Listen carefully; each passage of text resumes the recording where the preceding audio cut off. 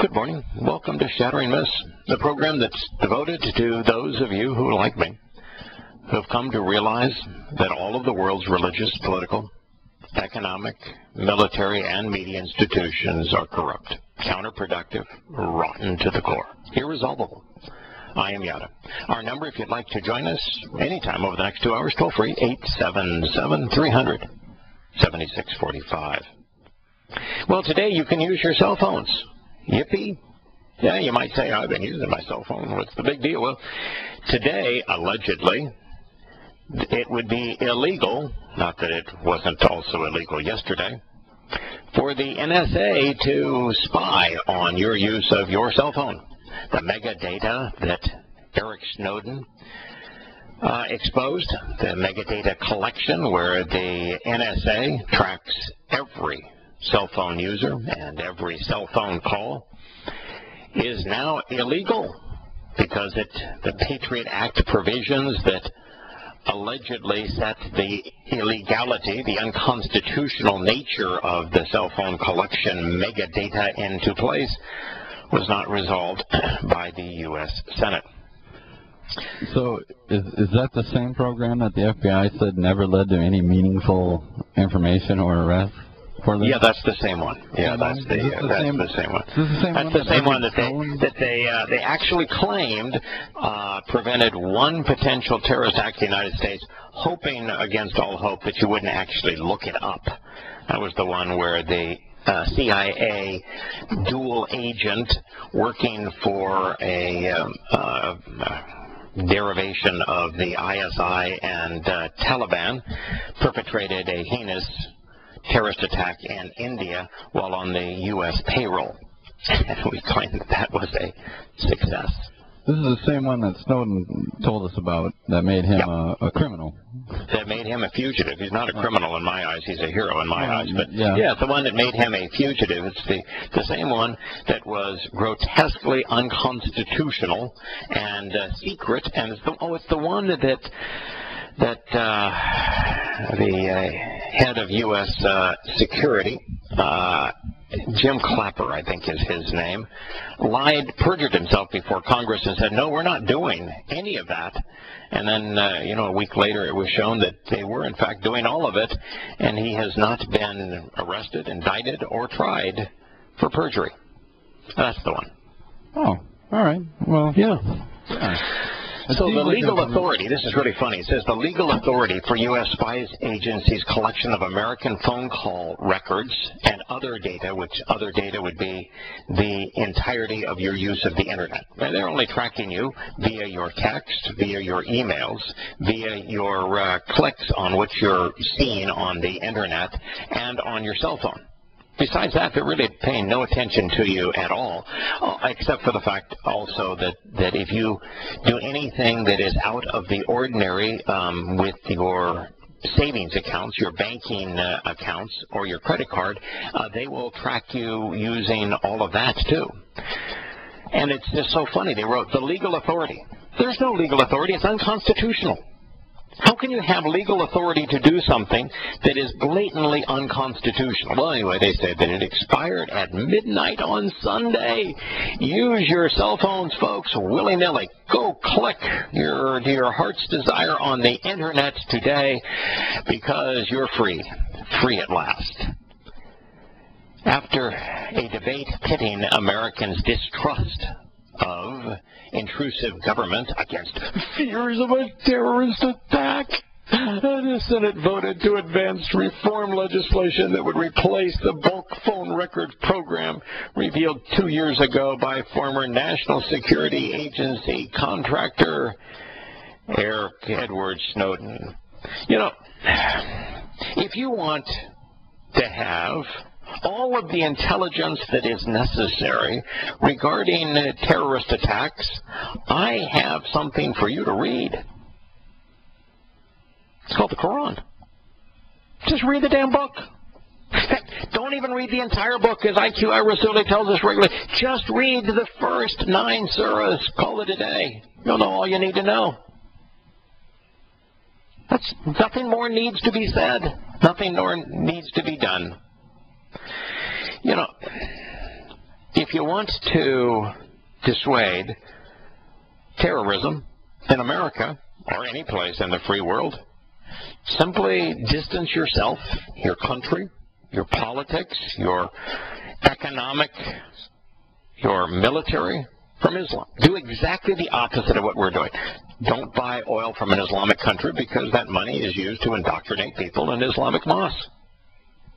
Don't send off advanced military weaponry to Islamic country. Don't train Islamic troops.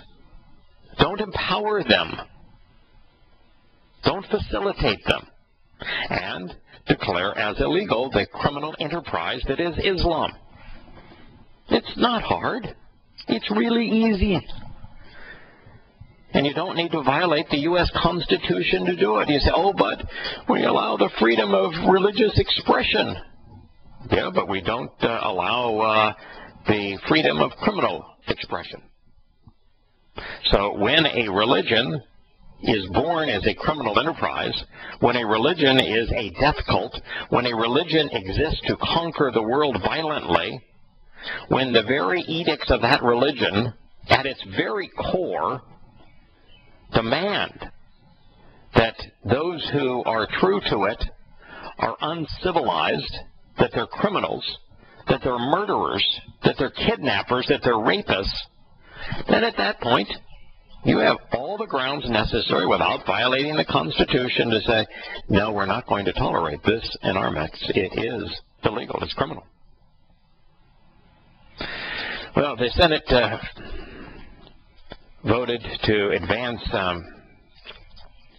reform legislation that would replace the bulk records program revealed 2 years ago by Snowden. But the final Senate passage was delayed until at least Tuesday by objections from Senator Rand Paul, a libertarian, Republican presidential hopeful, who has, this has fulminated against the NSA program as illegal and unconstitutional. Listen, folks, you would have to be so ignorant and so irrational to the point that you are a danger to yourself if you don't recognize and aren't aware of the fact that the NSA surveillance program is unconstitutional and thus illegal.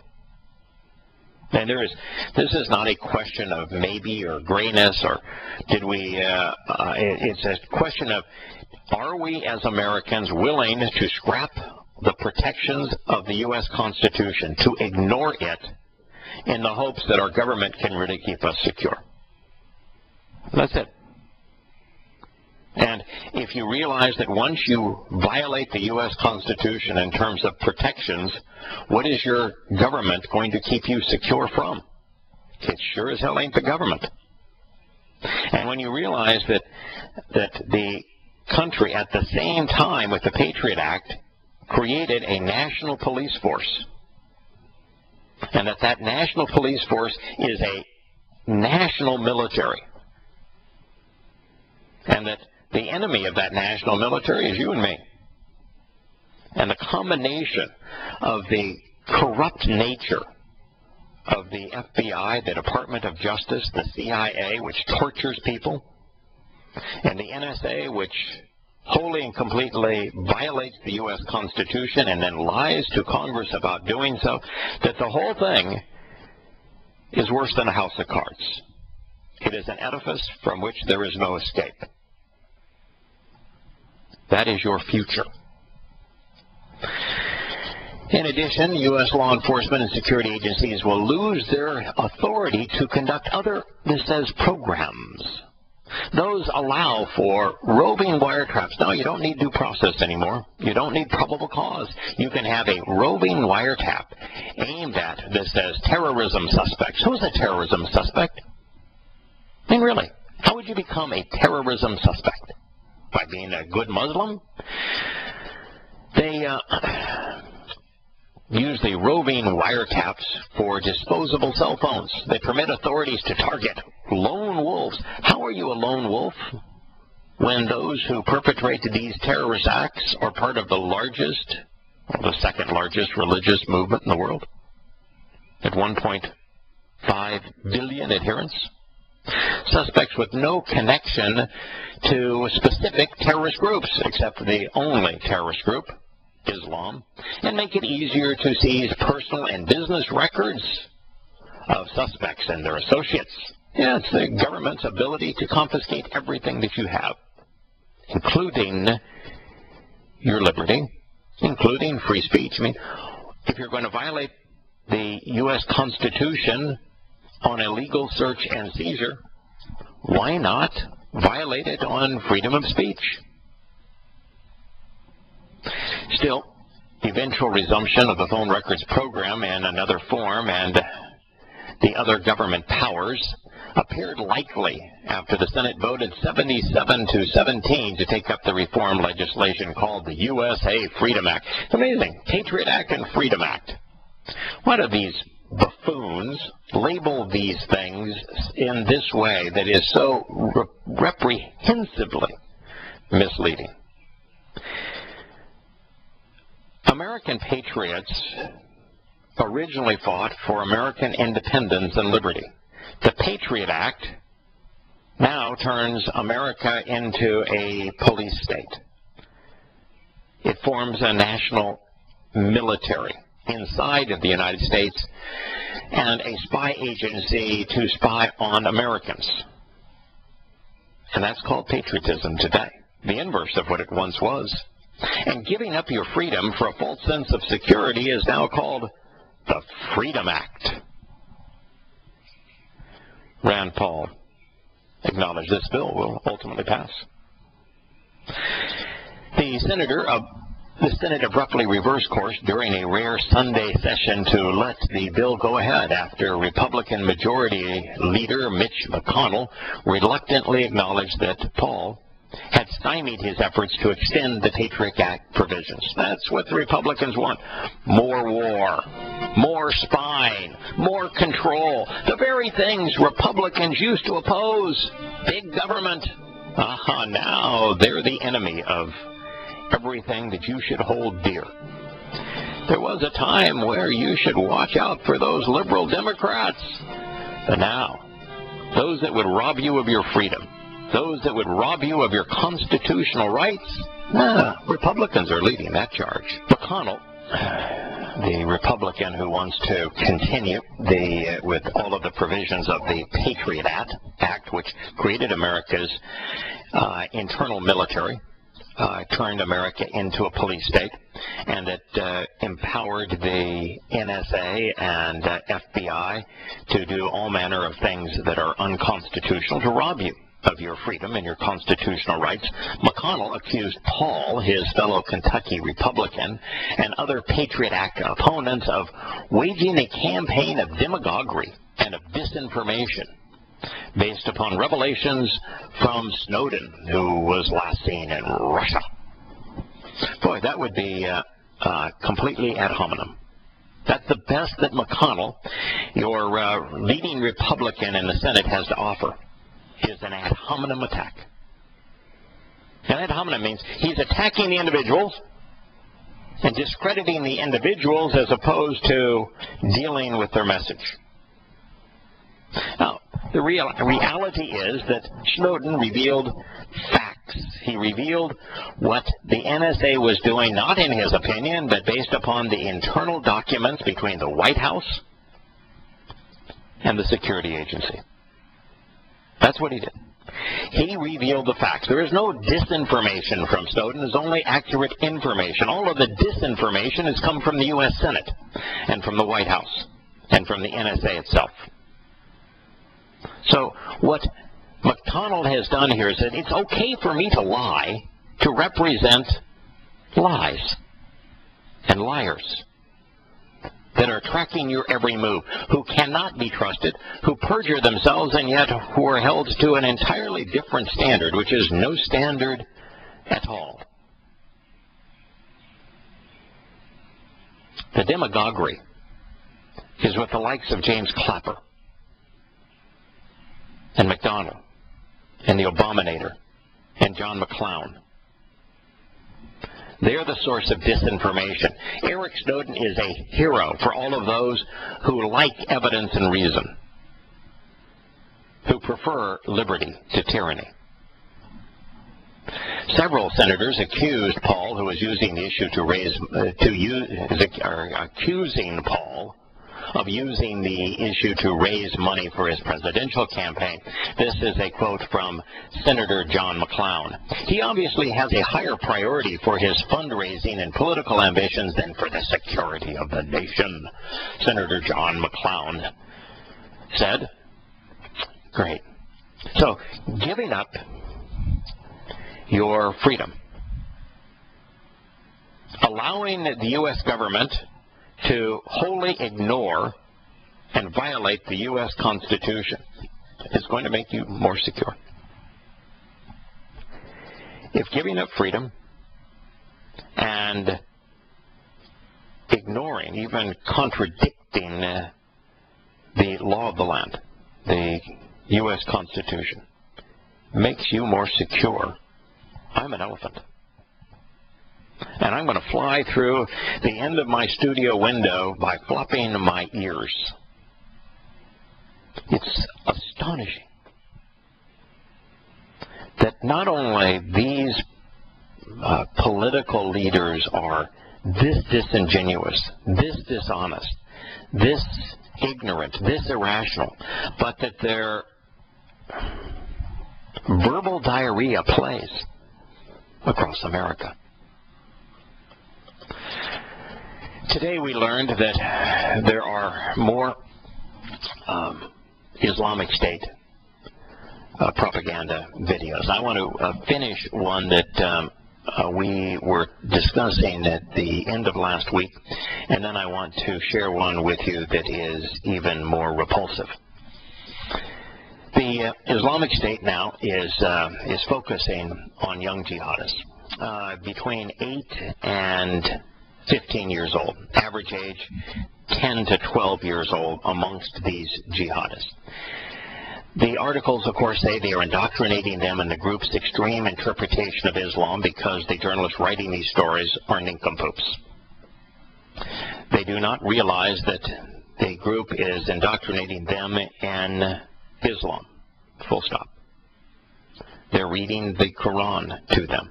They're reading the Hadith of Muhammad to them. There's only one Quran. There's only one source of Hadith that can be read to them that is deemed acceptable by all Muslims. That would be the Sirah. And to a lesser extent, the Tariq. That's it. All four sources of Hadith all come from the same sources. They all say exactly the same thing. The only difference in the four sources is the arrangement of information. Some focus entirely on Muhammad, some the history of Islam, the other two on topics.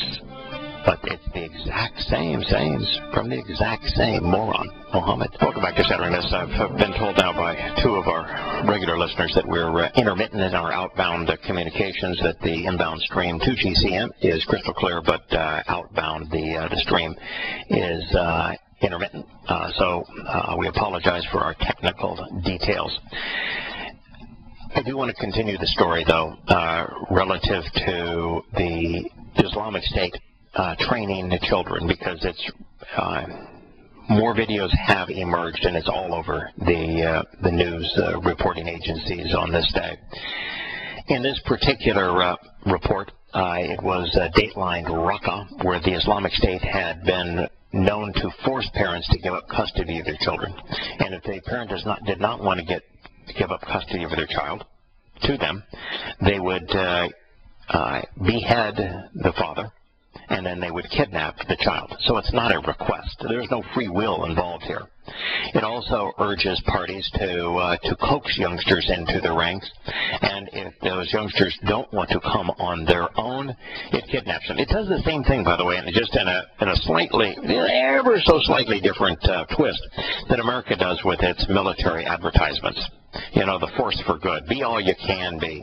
I don't know, join the Army, a force of one. You know, it shows all of the accolades and all of the cool toys, and you get to go out and play soldier, and all all of the really expensive equipment you get to operate, and then the fanfare of being a soldier in uniform. And so the Islamic State says, you want to be a man, you want to be accepted, you want to make your parents proud, you need to become a jihadist at the age of 12 and be versed in the Quran and hold this Kalashnikov. Become a suicide bomber for Allah and country. I want to finish this article, and I will share with you an article that I read in the LA Times this morning that was, wow, such a heart tug article. It said everything about the U.S. military that I've come to know. And as parents, if you have a son or daughter in the U.S. military, you need to do everything you can to get them out. It may be too late. Two boys who said they escaped from the Islamic State in these child jihadist camps told CNN last year about ongoing intense training apart from friends and family. The Islamic State forced the boy, which they're calling Muhammad, which is probably his real name, into a training camp when he was 13. His father told CNN when he protested, the Islamic State threatened to behead him. The group also wouldn't let him visit the boy. For 30 days, we woke up and jogged, we had breakfast, and then we learned the Quran and Hadith of the Prophet, Muhammad says. The Hadith is a collection of teachings from the Prophet, and we covered that on Friday. The Hadith is oral reports from Muhammad and his companion about their activities at the formation of Islam. The Hadith is a collection of the most despicable, most perverted, most violent, most criminal activities ever attributed to humankind. In the Hadith, you read about Muhammad engaging in rape, in pedophilia, in the slave trade, in kidnapping for ransom, in the enslavement of children, in the gang rape of women, of mass murder, of torture. It is a disgusting account of disgusting people and a disgusting man who should never be referred to as a prophet because he never predicted anything accurately, much less everything accurately. Then after studying the Hadith and the Quran, which is, by the way, fundamentalist Islam, and you think that this journalist would say, wait a minute, they were studying the Quran and Hadith. How could that be a radical or extremist interpretation of Islam when they're reading the only two source material books regarding Islam? There's only two sources of information about Muhammad and the formation of this criminal enterprise that is called Islam, the Quran and Hadith. There's nothing more to the religion than the Quran and Hadith. That's full stop. Nothing more. 100% that is known about the creation of this religion, about Muhammad, about the activities of the first Muslims, about what Islam represents. 100% of what is known is contained in the Quran and Hadith. And there aren't various Qurans and various Hadith to create a moderate or extremist view of Islam. There's only one. And you would think that by focusing on them, when the journalists heard that, they would say, well, this whole myth that the Islamic State has a different interpretation, an extremist interpretation of Islam, would have dissipated. But no. Lies are very effective with political correctness. Then we took courses on weapons, Kalashnikovs, and other light military stuff, says the 12-year-old boy. We saw a young man who did not fast for Ramadan, so they crucified him over the course of 3 days. A man who did not fast for Ramadan. And they crucified him for 3 days. Now, you tell me why the President of the United States shouldn't be impeached when he says that Islam is a great religion. You tell me why the U.S. military shouldn't be disbanded for enabling the rise and success of the Islamic State. You tell me why there are still senators and congressmen in Washington who voted for the very things that caused this to happen. Why isn't there anyone in America, journalistically, politically, militarily, from any of our espionage agencies that's admitting we blew this, we enabled this, we are continuing to enable it? So they crucified him for 3 days. And you want a mosque in your neighborhood? So they crucified him for 3 days. And you want to be tolerant of Islam because you know a Muslim and he seems to be a nice guy? They're experts on the Quran and Hadith. They live by the Quran and Hadith. And so they crucified him for 3 days. And we saw a woman being stoned because she committed adultery. Yes, she was raped by a member of the Islamic State. And the rapist was exonerated while she, as the victim of rape, was stoned. Yes, sir, not his real name, said at age 15 he spent a month without seeing his family or anybody he knew. He says the Islamic State fired at his feet and threatened to shoot recruits if they stopped any of their drills or studies. While Yashir endured horrific conditions, he said his work for the Islamic State made him feel proud, strong, and filled with a sense of purpose. Yes, because he was a jihadist in Allah's cause. It's the same mentality that is used of those who endure boot camp and specialized special forces training, and then lead parades while they are being extolled by the patriotic. A sense of purpose, feel proud, feel strong. So they crucified him for 3 days. So we stoned the woman. So we shot at the children's feet. Some children choose to join the Islamic State on their own. Children often see that being part of an armed group can give them a kind of respect or prestige, said the University of Gaunt's Center for Children in Vulnerable Situations director. They might see that or might think that they have better opportunities when joining a group like the Islamic State, very much like the U.S. Marine Corps, Navy, and Army. Lures young men, even young women, from their homes to be indoctrinated by them. Ismail Bayeth traveled the world to advocate for children, but his life was much more bleak. As a teen soldier in Sierra Leone, Beek achieved the rank of junior lieutenant. He received the luxury of his own tent after a contest. Each competitor was told to slit a prisoner's throat. Whoever killed first would win. Beth recalls in his memoir, Long Way Gone, Memoirs of a Boy Soldier.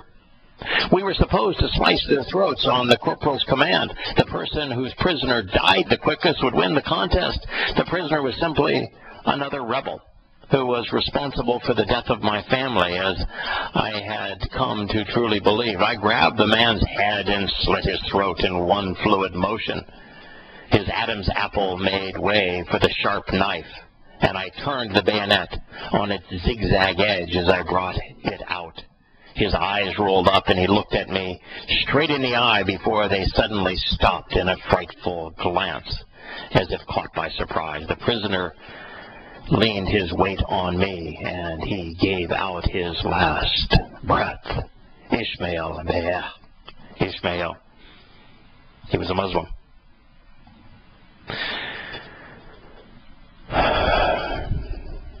He was proud of it. He won the contest. Why do we tolerate Islam? A graphic mobile phone video obtained by the BBC, this is an article that I suggested we would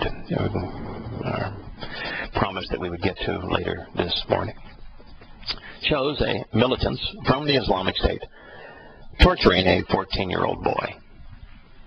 The footage, filmed by a defector from the jihadist group, shows the boy being beaten while he hangs by his wrists. It's what Muslims do.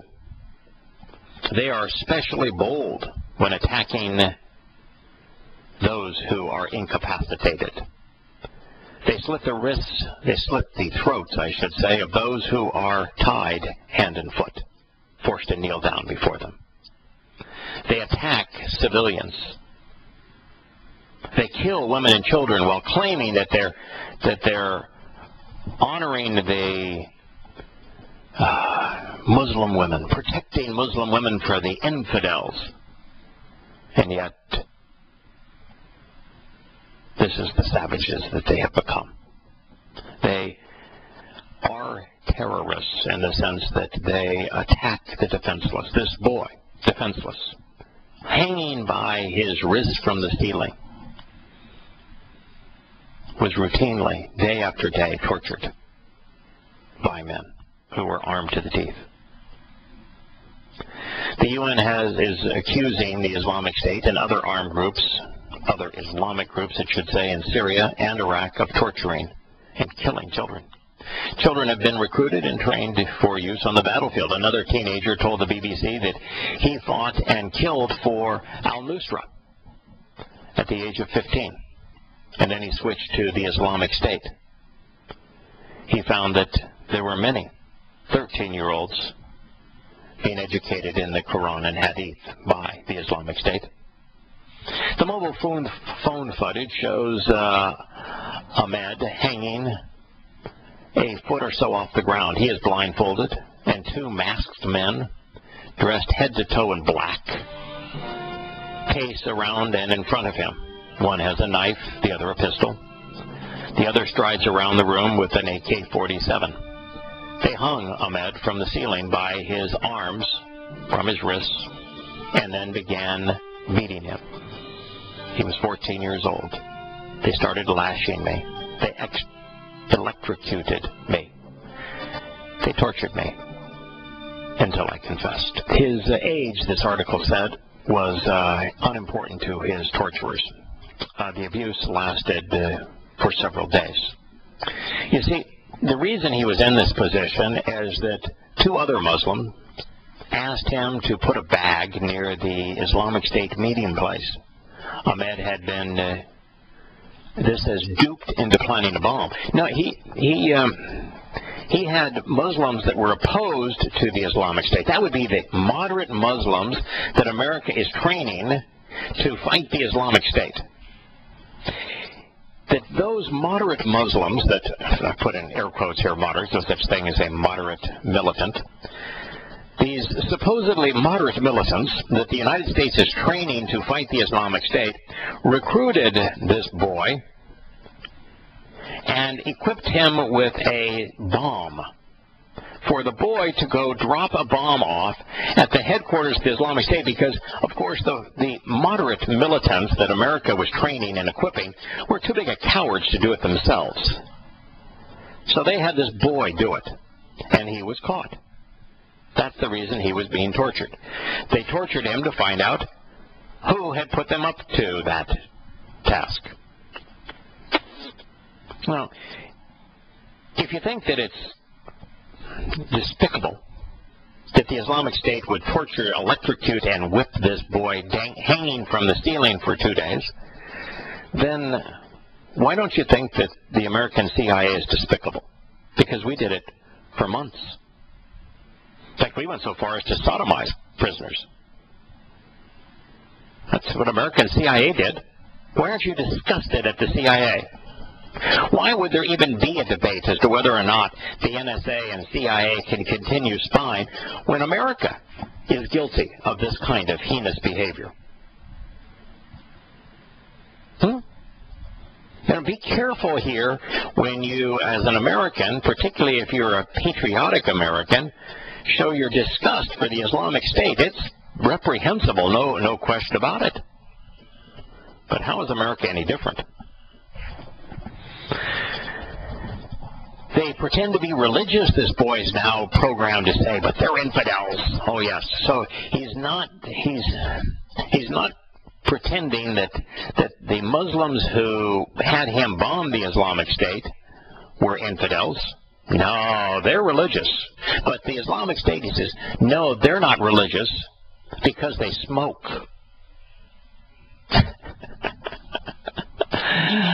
They pretend to be enforcing the rules of Muslims, but they're not. They hit and kill people. Now, why don't you read the damn Quran? What do you think smite means? What do you think decapitate means?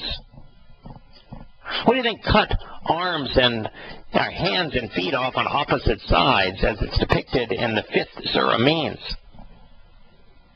What do you think it means when the Quran says inflict such a savage beating upon them that they may be warned? What do you think the Quran means when it says that Muhammad and Allah became victorious with terror? What do you think it means? From prison, Ahmad was sentenced to death, but his executioner allowed him to escape. Inside the self-declared caliphate, the Islamic State has ended secular education and instead created a military-style schools which indoctrinate children and train them to kill. How would that be any different than America recruiting a high school failure, someone who did not go to college, was indoctrinated in political correctness, lost the ability to be judgmental and discerning through high school, and brings them into a boot camp where they're indoctrinated and trained to kill? How is that really any different? And how is it that we're not smart enough to realize that there is no secular education in a country dominated by Islam? As the Islamic State propaganda video shows, children, barely teenagers, are undergoing drills and learning to shoot. It also shows them praying as Muslims. It also shows them learning from imams what it means to be a Muslim. Children are shown beheading in beheading videos and also taking part in mass murder. Khalid, not his real name, is now 17. Just barely 2 years ago, he fought and killed for the al-Qaeda affiliate in Syria, the al-Nusra Front.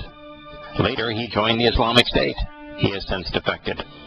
But for him, entering battle was a rite of passage to manhood.